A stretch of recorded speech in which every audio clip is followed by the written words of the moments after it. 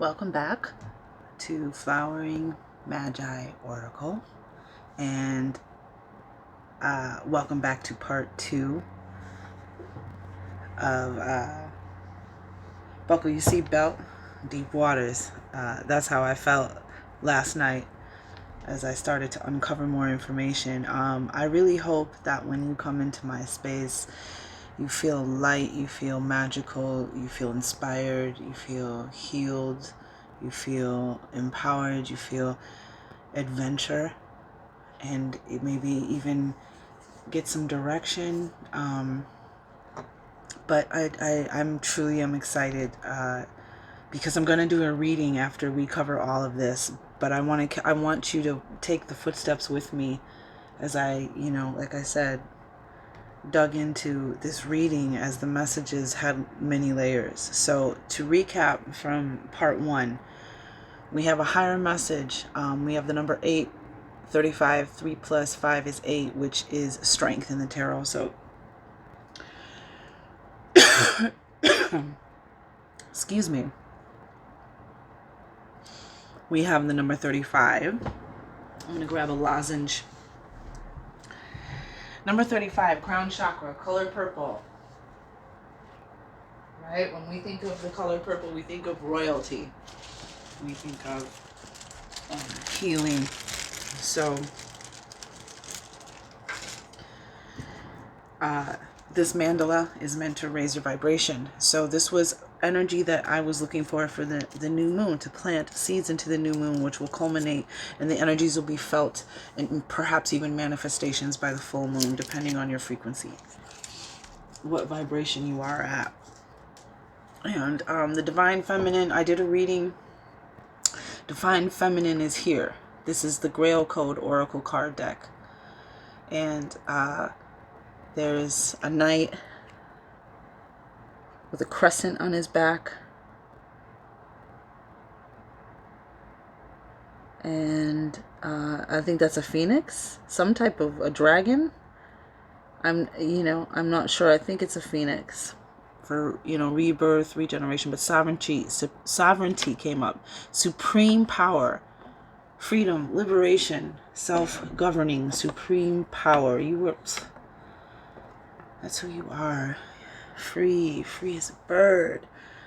So I also noticed there were 3 swords. I have the Knight of Swords and a Guardian here. Knight of Swords from the Moon Garden deck. The Tarot of a Moon Garden. Protective energy. Suited up. Weapon. Steed. Even a dragon. Okay. And then from the Oracle, the Grail Code, Oracle of the Grail Code, we have a guardian, a female guardian, suited up with her sword. Female symbology. Flower. Sword is over slightly to the left, over her heart, facing the light, going within. And so the number 3 has been very prevalent in readings and in my matrix, my world, and 3s and 7s are resonating with you. But so we have this divine message coming in of freedom from the feminine. So this is new moon, so we're thinking about what's going on with the new moon. 3 swords. So then I turn over this deck, the high vibration, the deck where the mandalas raise your vibrations, and the bottom is the silver wolf, which is moon energy and also ancestral, animal totem, but divine feminine again. And I said, whoa, there is a deeper message here. We've got 3, we've got the moon energy, we've got feminine energy, we've got protection, we've got swords, we've got mental energy, we've got something coming in from the divine, a higher power, a higher message, a higher connection. So I want to, and then like I said, we left off. So if you, that's where I'm going to leave off. Watch part 1 if you would like to see the rest of the information, or hear the rest of the information, either way. So they talk about a hero, okay, and the Fisher King. I'm going to look up the Fisher King and what information there is, because there'll be a deeper message, I believe. So I'll do that before we go into the third video, before we do the actual reading. But so where we left off is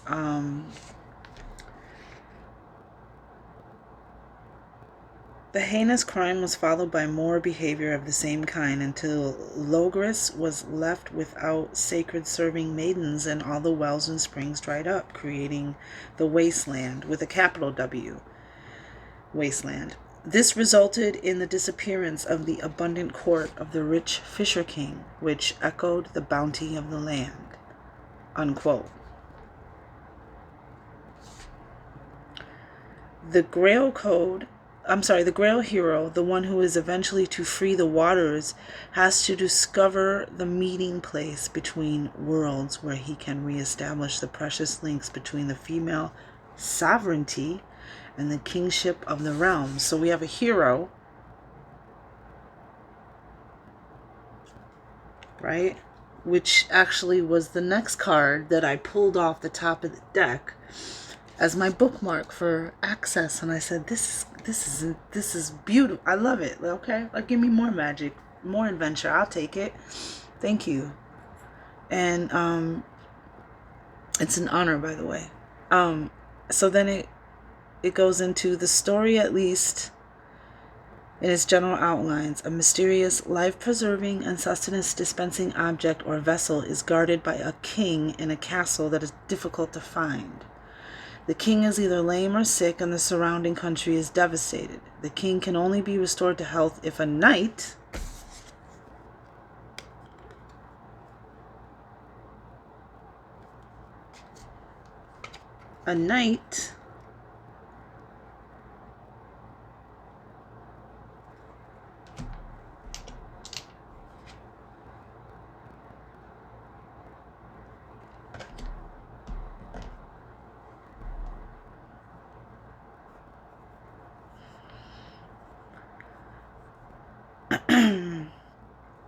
The king can only be restored to health if a knight of conspicuous excellence finds the castle at the first sight of what he sees, there asks a certain question.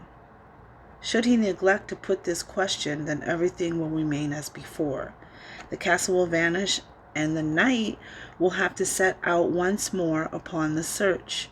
Should he finally succeed, after much wandering and many adventures, in finding the Grail Castle again, and should he then ask the correct question, the king will be restored to health.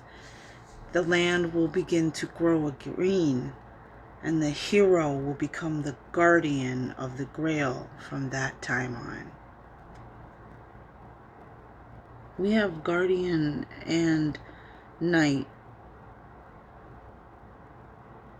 and sovereignty here, and I haven't even started really getting so then here we go, Indiana Jones, right? We're on the adventure.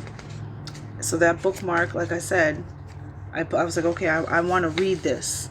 I want to read this because there it is right there. And I pulled the next card to bookmark it, and there it was, the Knight of Swords. So the Knight of Swords energy is definitely here.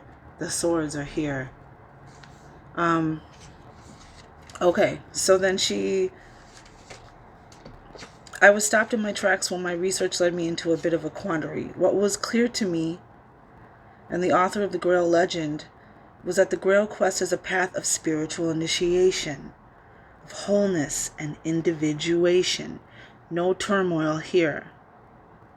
However, the trouble for me arose when that path of spiritual initiation was defined. Almost all of the books I had read for research on Oracle of the Grail Code spoke of the spiritual path being one of denial of the senses, especially of physical pleasure, the need for absolute celibacy, an aesthetic style of life, lots of discipline, and an overabundance of never-ending, very hard work. That point of view of the way of spirituality reminded me of the Greek philosophers, Buddhism, and Christianity. This again in quotation marks. I thought, but then a voice deep within me said, there is another path, and it is about working from love, which is the feminine way.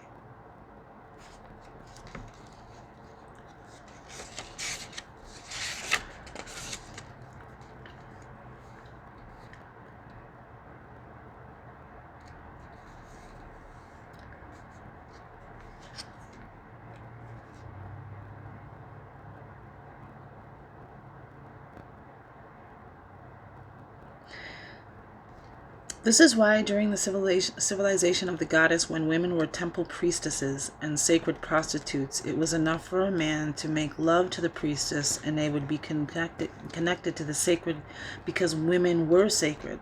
Life was sacred, and those who were able to create new life, give birth, women were sacred too.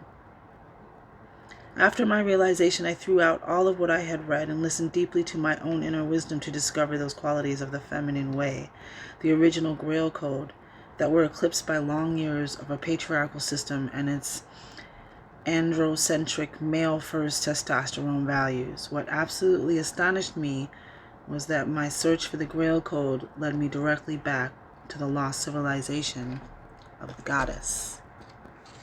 Stay with me. Don't be triggered by anything. You know what I mean? There's some spirit. This is so again, when I bookmarked, because I wanted to read this, I bookmarked it, and the 10 of Wands came up again, and coming to an end, putting burdens down, things that have been hard to carry, things that have held us back.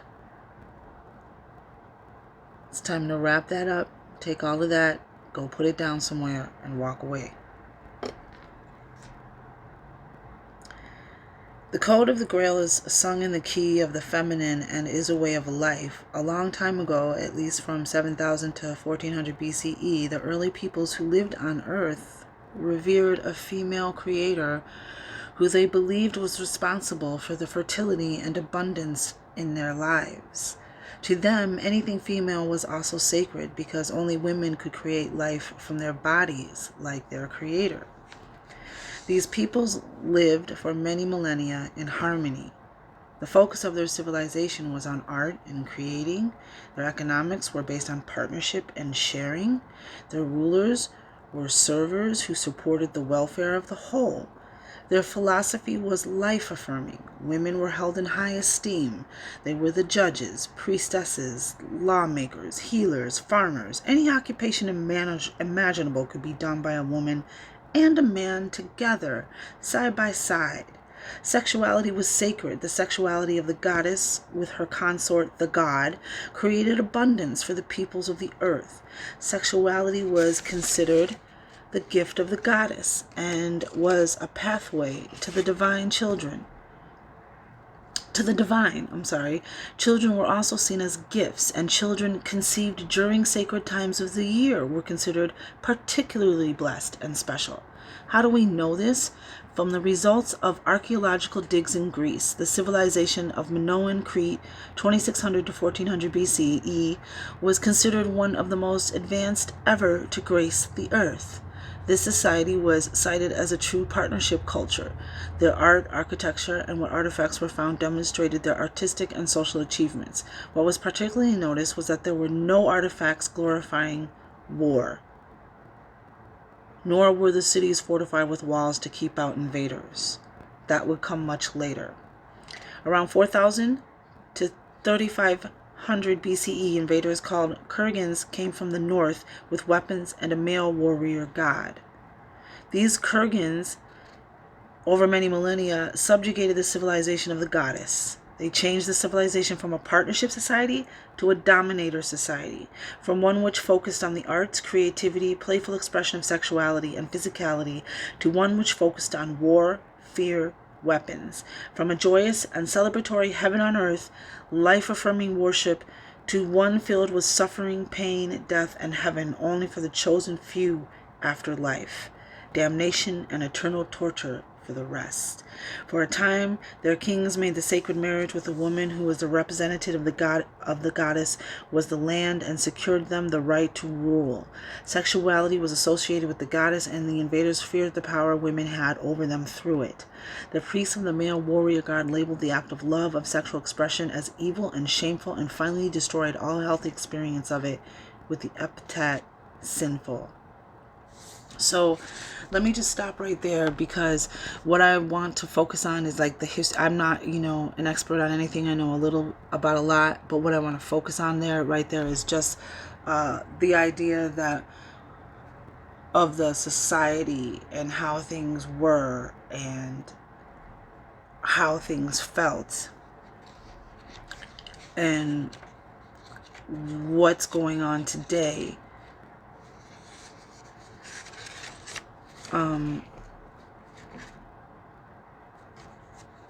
When we have the divine feminine coming through, like, we're trying to get to the bottom of, like, what does it mean, the divine feminine, the return of the divine feminine? What does that look like? What is that? How does that show up in my world? Like, what am I supposed to do with that? And also in regards to my men out there, like, how does that relate to you, especially men who align themselves with masculinity and, aren't really sure what that's supposed to mean for them, their divine feminine side. Well, I have these questions and I have found the answer, and it's amazing. So just walk with me, if you will. This might even turn into a four-part video, just because this is where I'm getting at. So what they're saying is that we are living in a society. What I'm trying to get at is that we are trying to go back to a more peaceful society. So that's one of the first ways that's what the return of the divine feminine means. A society where we live in, where we're creating and we're living in partnership with each other, and we're taking care of our planet and each other, and things are abundant, and the suppression of the feminine quality, the divine feminine, which we're going to get to that, the bottom of this Indiana Jones adventure. But so again, another 10, because we had the 10 of swords earlier, we have 2 times. So that's what they're trying to get, the overall, like, back to a society where we can live in peace and raise our children and not be worried about all of the things, the front lines of good versus evil, which I'm going to touch on that subject in another, what we're dealing with as far as people who are witnessing in this world the level of evil that exists. But anywho, I digress. So we got the Grail Code. The Code of the Grail is sung in the key of the feminine and is a way of life. Okay, we read that. Sexuality was sacred. Okay, flip the page. Sorry, my friends. Gift of the goddess was the pathway to the divine. How do we know this? For a time, the priests of the invaders saw that the feminine was still too powerful. They could not get around the magic of creation, that woman and only woman can give birth to new life inside her body, and said they started that man's contribution was more important to new life than women's. They channeled books and preached sermons that came from their gods, stating that the feminine was responsible for original sin, was evil, and is worthless. Their followers, given the choice between believing or burning at the stake and doomed to eternal damnation, chose to believe their priests, even when the anointed one came with his message, which was the same message as the goddess of old: love, forgiveness, wisdom, light. The priests, fearful of losing their power and prestige, denied his true message and rewrote his teachings to serve themselves. When woman was branded evil, sinful, devil's spawn, and then subjugated and ruled over by men, what was lost was the feminine and all that she embodied and stands for. War, although unknown in the past, slowly became the norm. Creativity, the birthright of all, because relegated to a select few chosen artists,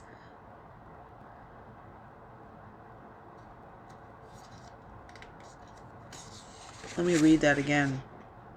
War, although unknown in the past, slowly became the norm. Creativity, the birthright of all, became relegated to a select few chosen artists. Where there was sharing, compassion, and caring for each other and community, the fabric of society was torn apart by the greed of those on top to have all and keep all. Partnership was replaced by competition, domination, and winning by the alpha male. Land and plenty were the inheritance of women so they could provide for their children. This was replaced by male-only right. Sometimes men provided for their children, sometimes they didn't. Whereas before all children born were welcomed, now only those children who men fathered when married were valued. All others were illegitimate. Whereas those who ruled had ruled in service to the good of the whole, now those who ruled grabbed the most for themselves. The people were enslaved by corrupt kings and popes whom they had to serve. When the feminine was lost. So this is where I want to be. This is where we're getting to with what does the return of the divine feminine means. It means this. When we lost the feminine, when we allowed, this sounds exactly like today, and they're talking about supposedly a long time ago. So a pattern, when the feminine was lost, the genders were ripped apart. Instead of striving together, each equally bringing the uniqueness of masculine and feminine into creating wholeness with the divine, the internal psyche of both men and women was wounded and split. Gender war was launched, and an unequal master-slave, dominator-victim relationship was the outcome. Spirituality was taken from the individual, his direct relationship with the divine, and became the sole property of the church, where it was its main business. Pun intended, in parentheses. No longer was it safe to go out into nature and commune with the divine. Every connection with deity had to go through the church, or it was branded devil worship.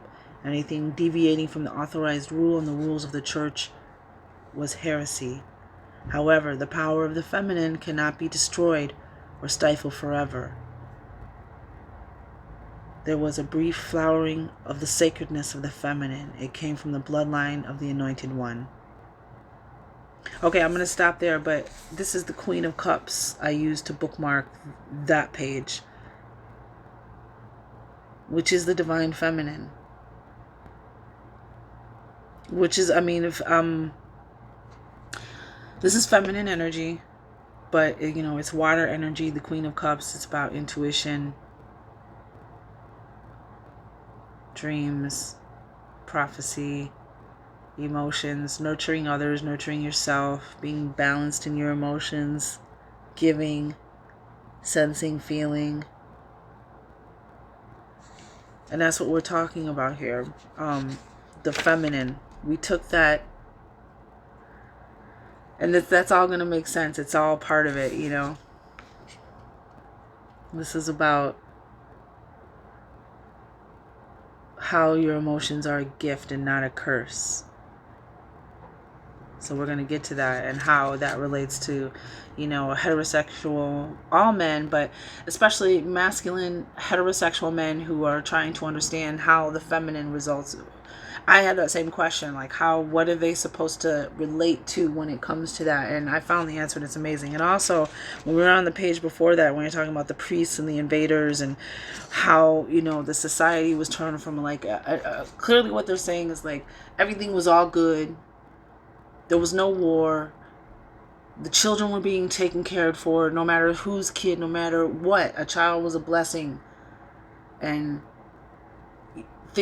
life was great. People were creating. People were, partaking in pleasure. And everything was good. And then some particular, not warrior god, an isolated warrior god, decided he was going to bring his army down there or whatever and take over, and took over.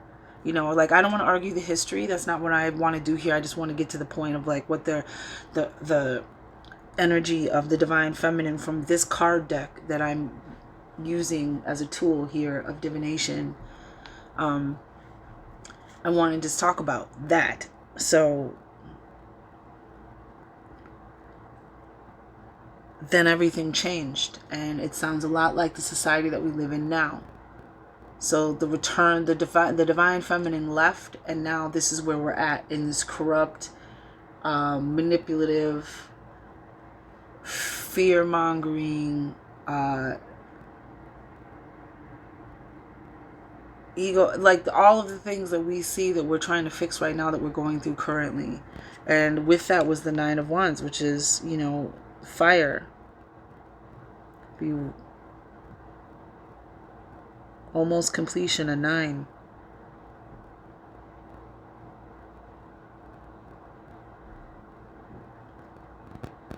And, investing the time, the energy, the patience in what you've worked for. Knowing it's coming. So you're just going to keep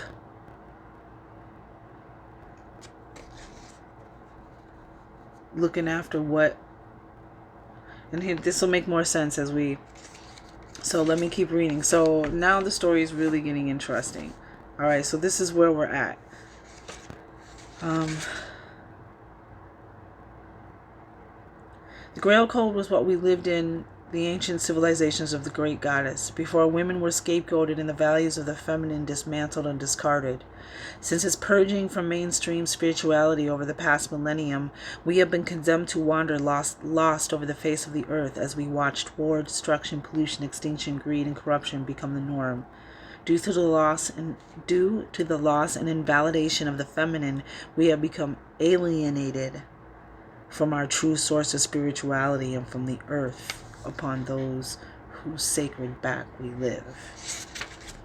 That's the Judgment card. That was the bookmark for that page that came off the top of the deck in divine order.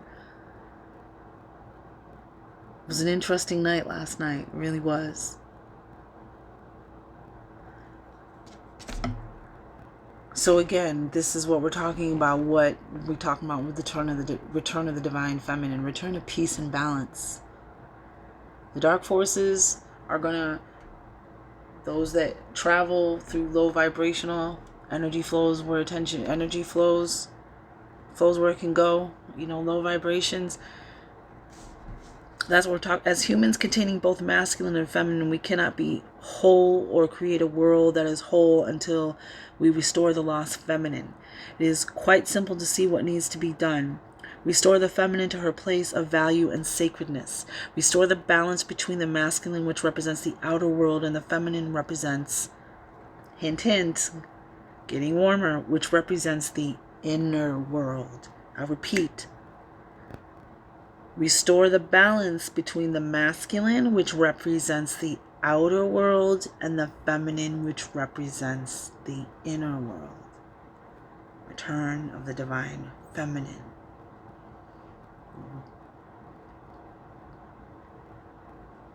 So that's Judgment card. Judgment card was. So that's the truth. And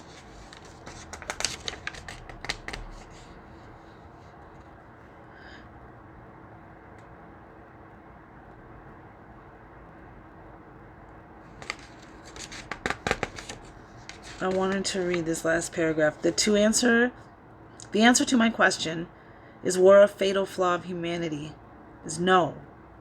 During Neolithic times in Minoan Crete, there was no war. The main glaring colossal difference between those times and today is that then the feminine was honored and held sacred, and both genders worked together in a partnership society. Remember that partnership, because that's important. I offer you Oracle of the Grail Code. I trust it will serve to make your life a kinder, friendlier, and more loving place to be. When we all do that and restore the feminine, we'll have paradise and maybe a millennium or two free from war. This is what's coming in from the divine feminine. She's trying to free us from war. The divine feminine is trying to free us. Sovereignty. The divine feminine is going to free us and put it all to rest. This is the Four of Swords. Putting the bad crap to rest, putting the bad vibes, the bad memories, all of it to rest. This card represents the energy of when knights would come home from war, from what I understand, and they would sleep or lie or meditate, whatever, in these sarcophagi, where they would leave all the bad memories and all the bad, mojo from war, and they would put it to rest. And that's what we're doing. We're ending it. That's what's happening. Of course it's going to be tumultuous. Of course it's going to be, like somebody said to me once, birth, a very wise woman, birth is painful sometimes. A lot of times, all the time.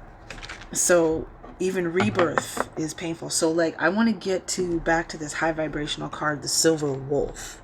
Now that's, wolves can run forever. I'm gonna get that glare off there. Wolves have endurance and perseverance like no other. Okay, and I'm gonna read this, and I'm gonna read the Guardian card to you from the same. Okay, so let's stay with the Divine because we're almost done here. So the Guardian, and guess what? Oh, I can't wait to show you this card. You're gonna trip out when I show you the card that was the bookmark for the Guardian, for this energy, since we're still in the Oracle code, right?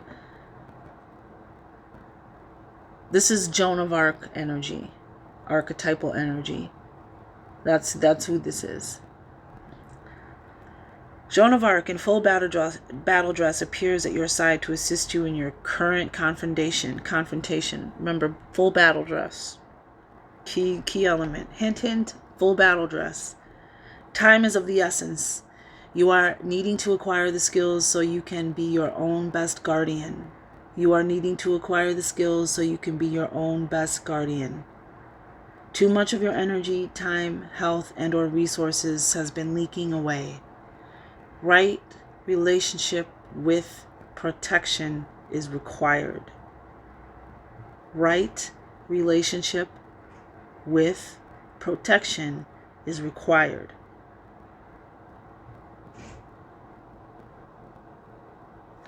So, the Devil card. The devil doesn't want you to come into your own power, because that's when you'll break those chains that he's got you in.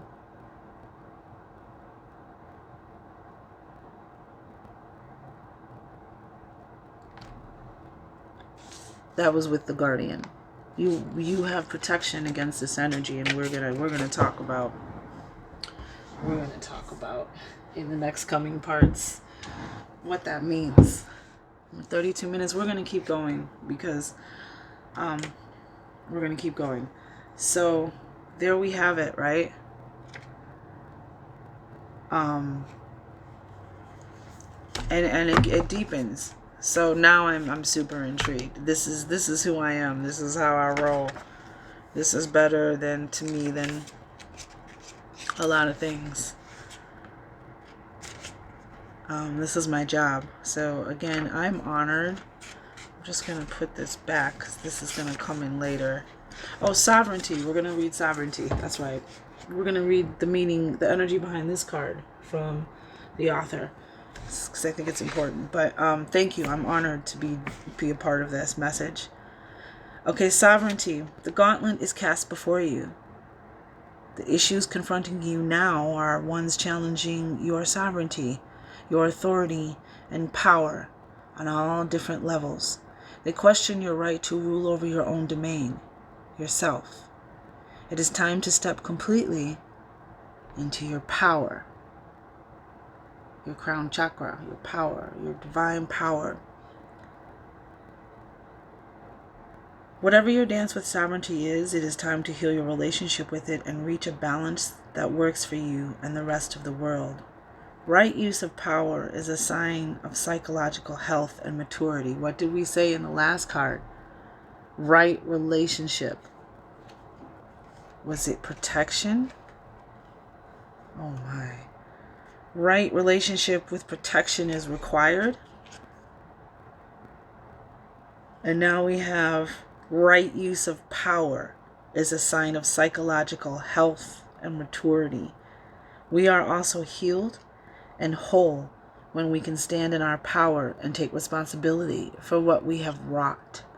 The sooner you take back your power, the more you will learn about how to wield that power by the issues that show up in your life, by welcoming them all to dine at your table. Choosing to learn what they each have to teach you will become a shining example and resource for all, and the world will be a bit better for it. Supreme power, self-governing, supreme authority, liberation, freedom.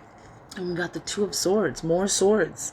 This was the bookmark for sovereignty.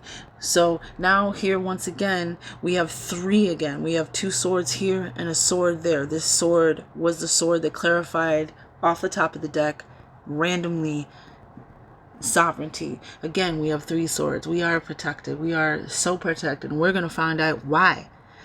We're going to find out why we're protected and that we've always been protected. And there are so many with us out there, my beloveds. Some of you are on different spectrums of the journey. Some of this is just affirmation for you, and some of this is catching you. And I again, welcome. So this is the Two of Swords, and this is about indecision or being stuck between a rock and a hard place, not being able to see which choice you should make, which way you should use your mental energy, your intelligence, your knowledge, what to do. What are we talking about? Divine Feminine, returning divine. This is about using a different mechanism to make a choice, to see what the decision is. And so this is, just keep that, let that resonate, okay? Because this, we're going to get deep water. Okay, so that's where we're going to leave that, with sovereignty and the Divine Feminine. So this, I wanted to know, because I wanted to I haven't used this deck in a while, and I wanted to reacquaint myself with the energy, and I'm glad I did, because it resonated so much with what's going on here. So back to the Silver Wolf, feminine energy again, ancestral energy, spirit, totem, animal energy, moon energy. This reading is for the energy of the new moon. So people, please project. New moon, the 17th, in Virgo. Okay, so let me talk about that now that we've gotten there. Virgo, the new moon in Virgo. What are the energies in the new moon in Virgo on the 17th? Earth, goddess, harvest, sorting out what's necessary from what's not. So that's what's culminating around the Virgo. If you're a Virgo, this is probably like, you should check into all kinds of whatever in kind of information. Numbers are repeating for you. Look into that. Pay attention, ancestors talking to you from the other side, because underneath, we're going to get into the Record Keeper card. I got a message for you. Record Keeper, Akashic Records, divine knowledge, information. We're going to read this, and the reason why I want to read it is because the third eye, which also has the new moon in it, is in here. Your third eye, new moon energy, is underneath that. The star child is underneath that one. 7 chakras underneath this one. This is about grandmother moon is underneath that. Ancestral, those who have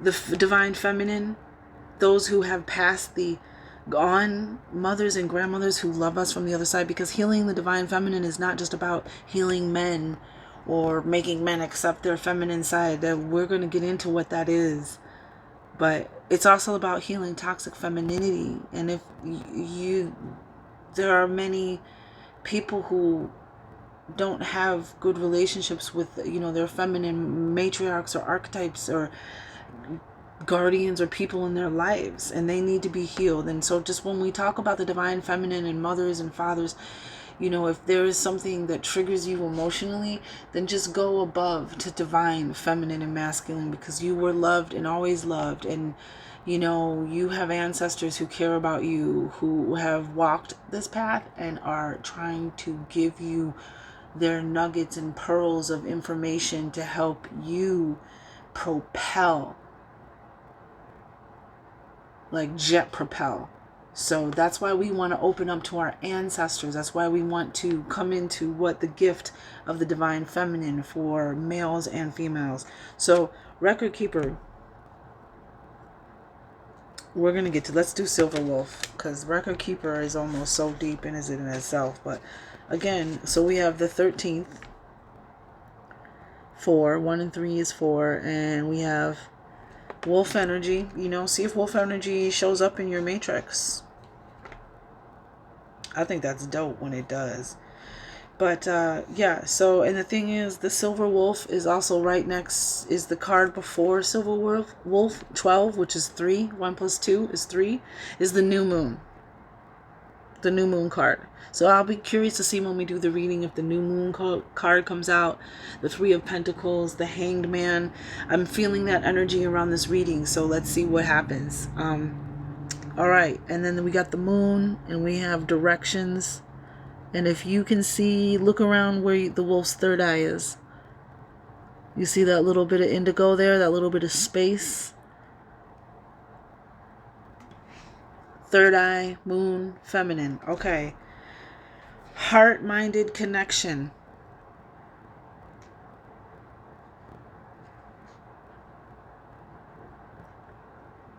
Heart-minded connection, instinct, a steadying influence. So this is instinct, following our heart, following our instincts. This healing mandala brings divine guidance from the silver wolf. So we have the violet and silver rays. I believe that's Archangel Metatron. Look that up. I think that's who it is. But those are, you know, high vibrational color rays. The beings of this planet are in blessed times in that we are living and experiencing the rising energy of the divine feminine. The Earth's underlying vibration is shifting, and what was a mental masculine world is becoming a feeling feminine world. A feeling. Luke, trust your feelings. I feel a disturbance in the force. Becoming a feeling feminine world. Our feelings guide us. Our feelings guide us as each person awakens to the feminine ways of being. This oracle asks you to step out of your mental processes and allow your heart and your feelings to be your guide. 2 of Swords. Left to its own devices, the mind ego will create a world filled with self-doubt. This was the book, the mark for this page that I pulled off the top of the deck, the mini deck. Confusion. That's the dark side of this card. Confusion. 7 of Cups. Emotions. Cups represent emotions in tarot. 7 of Cups. The dark side, the reverse side or dark side of this, dark seer side of this card is confusion. Not knowing what to do. Okay, so that was the bookmark for this card. That's why, again, this reading, this is why I'm doing this in these sections, because it was just like, this is just what was off the bottom of the deck when I stopped. This is, you know, amazing to me. I'm having so much fun. Thank you. Okay. The mind ego will create a world filled with self-doubt. However, when you begin to filter your thoughts through your heart space, your heart will communicate with your sacred mind and birth a union like no other. The 3. You are being reminded to view your feelings, your inner tuition. You are being reminded to view your feelings, parentheses, divine feminine. Your inner tuition, parentheses, your divine feminine, as your master teacher. Your senses are becoming heightened, so be gentle with yourself as you create and integrate. Integration has been coming up in readings. That's an energy that's coming through, integrating your new gift with new ways of living more intuitively, return of the divine feminine. Remember, your instinct is your trusted friend and teacher as you journey in uncharted waters. Queen of Cups, Silver Wolf, is at your side. Key elements, silver ray, the 7 chakras, particularly the heart chakra, the 4 elements. What did I say? The 444. Feminine power, ancestors, tribe, sensitivity, womb. Womb of creation. There's different ways to create. There's different ways to give birth. There's different. So just remember that. Silver wolf. What? And like third eye. Third eye is here, true north. Third eye is here at true north. What direction do you go? You follow your instincts. That's what this card. And so we have the record keeper. I'm at 45. Okay, you know what? I'm gonna wrap it up with the record keeper real quick. But what I want you to think of as I read it is the record keeper, Akashic records, the library of knowledge, the information. 2 things are represented up here besides the sky, celestial, higher realms. We have, I don't know if you can see it or not, but there's musical notes. There's written music faintly through the clouds. And there's books down here, a library, knowledge. Answers are found in books and music. You know, think about mainstream music and where it keeps you vibrating, what it keeps you focused on. Okay? Books and music. Think about that music that lifts you up,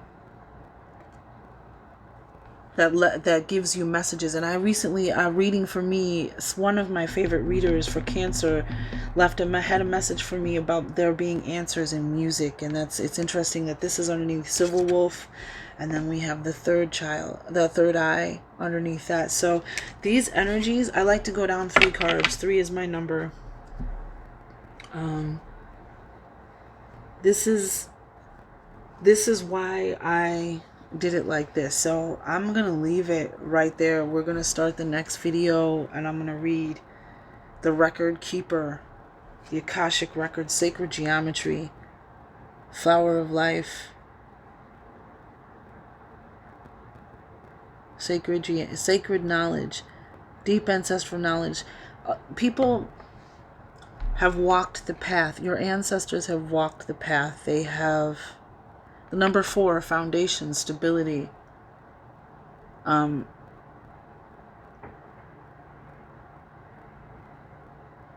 They want to give you the information and communicate with you.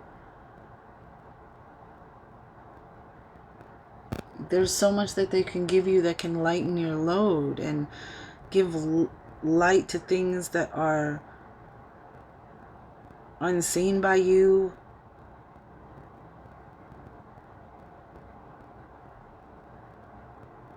Help you move forward, help you heal. And that's why I'm honored to do this. So we're going to start the next video. I think this is going to have to turn into 4 parts. Perhaps. We'll see. I wanted to do 3, but... Well, actually, you know, I think we're pretty close to the end. But this is where we're at. So I'll see you part 3 for the reveal of what does the return of the divine feminine mean, and how does that relate to everyone? How does that show up in your world? What does this energy mean? We feel it, we see it. The numbers are resonating. Change is upon us. Which way do we turn? What are answers? What's the solution? That's what I think. I have something that's going to help us understand what to do, and we're going to use the new moon energy and the full moon energy to work together and flower. And that's a flower too, that mandala, the crown chakra that came up for my request on information on what seeds to plant into the new moon, especially during this time of change. That's where we're at. Okay, thank you everybody for tuning into my broadcast. Hit like. I don't even know why. I'm not going to say that. But hit up the next video, man. We're going to have some fun. For the one, for the all, for the highest good.